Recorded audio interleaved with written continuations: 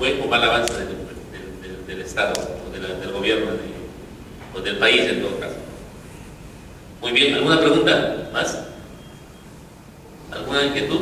¿Sí? En cuanto al presupuesto, ¿en qué parte se incluye lo que va de lo que son las reservas internacionales? Las reservas internacionales. Sí. Claro, bueno, este es una especie, este es un instrumento,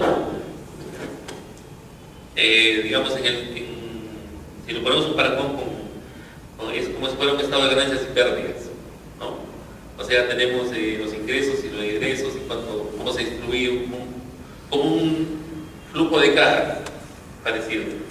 Pero lo que son los recursos y las reservas internacionales están en otro tipo de instrumento que tiene como si fuera un balance general de la contabilidad de la nación, ¿no? En el cual tiene sus recursos, propiedades, hay tanto los recursos, la infraestructura, los bienes nacionales que tiene el país, ¿no? Como parte de un activo fijo, digámoslo así. Acá no está. O sea, en todo caso, si hubiera un excedente, pero no va a haber, porque vemos de que el presupuesto nace desfinanciado, no tiene de dónde sacar, al contrario, nace ya con deuda desde el inicio, ¿no? Lo que es los recursos, eso ya son ahorros que vienen y por reservas legales que tienen que hacer los bancos centrales de reserva, en función de las actividades y vienen incrementándose desde años anteriores, ¿no? Desde las ventas de las empresas estatales que se hicieron, que son ahorros, y o sea, es una fuente de ingresos también para esto, ¿no? O sea, de los recursos, una parte se gasta, otra parte se guarda, ¿no? Pero a la vez constituye una fuente de ingresos de acá también del presupuesto de la nación. ¿Alguna otra pregunta?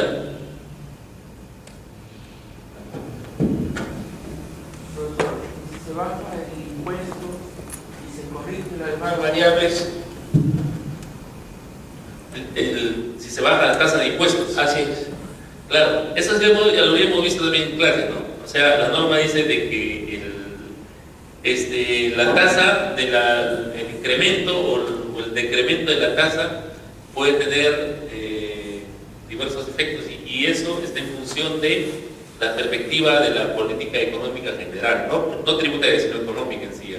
Por ejemplo, si es que vemos de que la baja del IGB puede traer mayor formalidad, sería excelente, ¿no? Porque podemos bajar un punto, pero recuperaríamos 2 o 3 en que la base tributaria se amplíe.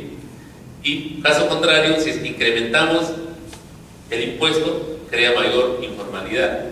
Entonces, el tema de los agentes económicos o de los que, digamos, los pensadores y el Ministerio de Economía en general es ver cuál condición es la más favorable, ¿no?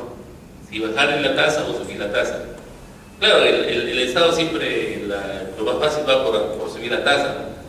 Porque de esa forma tiene ya ingreso inmediato. Pero pensándolo, digamos, de manera objetiva, y si haciendo estudios adecuados se podría dar una verdadera razón si es que por qué se tendría que subir o bajar la tasa. O sea, subir la tasa y bajar va a tener efectos de todas maneras. El tema es qué conviene más de acuerdo al contexto de la población. A ver, ¿alguna otra pregunta? ¿Algo que les haya inquietado, de repente no queda claro, quieren ampliar?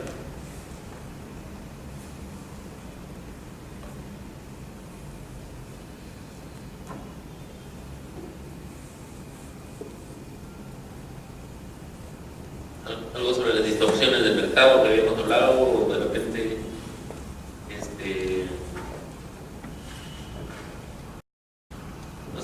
los efectos de habíamos visto también algo que tal vez de repente cabría la pena precisar sobre la forma de cómo SUNAT puede aplicar, la política tributaria puede elegir el impuesto correcto. ¿no? Actualmente casi todas las clasificaciones de impuestos que hemos visto lo tenemos. Impuesto sobre la propiedad, sobre el valor, sobre la renta, sobre ¿no? impuestos personales, tenemos de alguna forma. Pero el tema sería cuál es la mejor aplicación. O sea, si convendría, por ejemplo, ya no aumentar o bajar la tasa, sino suprimir un impuesto o crear un impuesto nuevo, ¿no? O sea, la política tributaria viene de los años 90.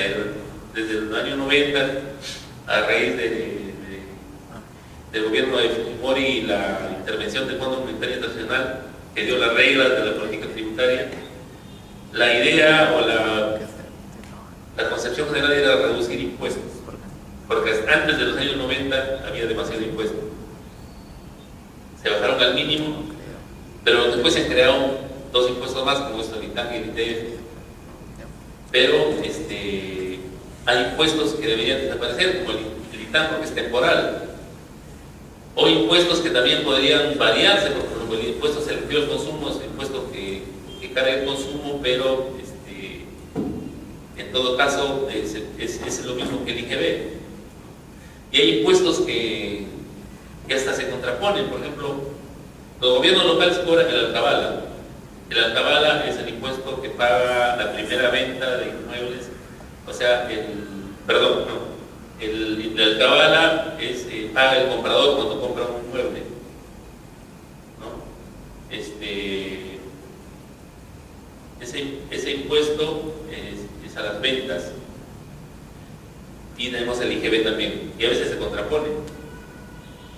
Entonces ahí hay una confusión de impuestos, que habría que ver en qué momento se exonera o no se exonera uno del otro. Hay una norma legal que dice en qué casos se tiene que escoger uno u otro, pero vemos que hay impuestos de igual naturaleza que confluyen de repente en diferente aplicación, porque uno se aplica en los gobiernos regionales y otro en gobiernos locales.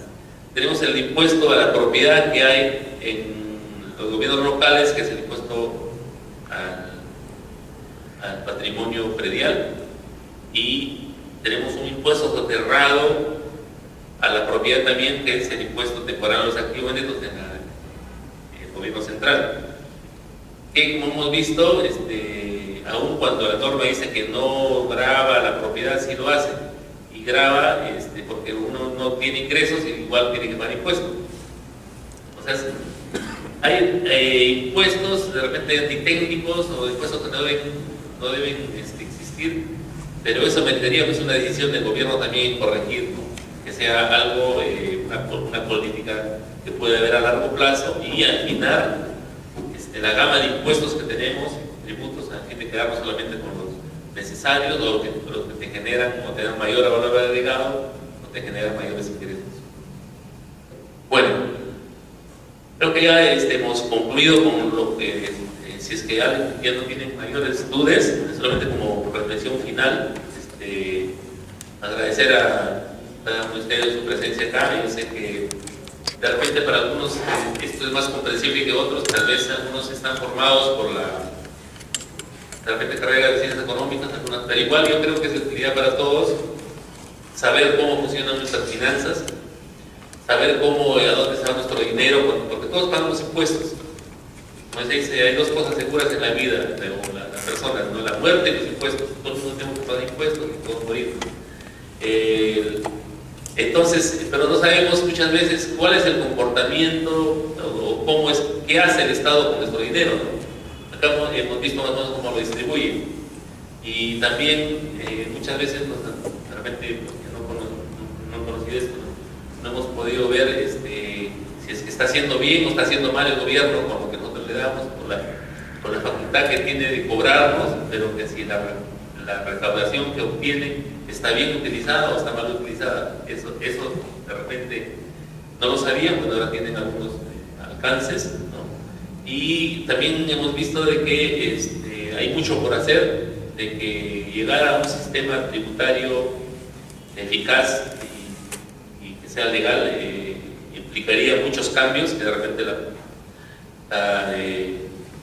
las facultades del Estado no se alcanzarán para tomarlas, o cuánto tendría que ser a largo plazo, pero que eso importaría decisión, ¿no?, de los gobernantes, y tratar de llegar a un sistema que sobre todo sea justo y que no genere distorsiones, ¿no? Al contrario, incentive la formación del empleo, incentive la demanda interna, incentive la creación de nuevas empresas, cosa que lamentablemente ahora con la política actual también desincentiva. Pero en buena cuenta ya ustedes tienen algunas herramientas, ya en los próximos cursos ya se van a desarrollar casos específicos en cuanto a la forma ya de aplicación de cada impuesto, ¿no?, al marco legal también de los impuestos en el Perú, en cuanto a lo que hemos visto muy someramente, de la forma de cobrar, la forma de recaudar, la forma de revisar, de fiscalizar, y cada impuesto específico. Hemos visto al consumo, hemos visto a las rentas, también se tratarán en los módulos siguientes ya específicamente, pero este curso es general y más que todo trata de despejar dudas respecto a cómo funciona tanto las finanzas públicas a nivel macroeconómico como las finanzas particulares y el efecto que tienen los impuestos en la economía, no solamente del país, sino en la economía diaria. Bueno, si no hay mayores comentarios, les agradezco su presencia y espero verlos en otra oportunidad. Gracias. Bueno, muy bien, un fuerte aplauso para el doctor Benítez del Olmo. Práctica y objetiva exposición.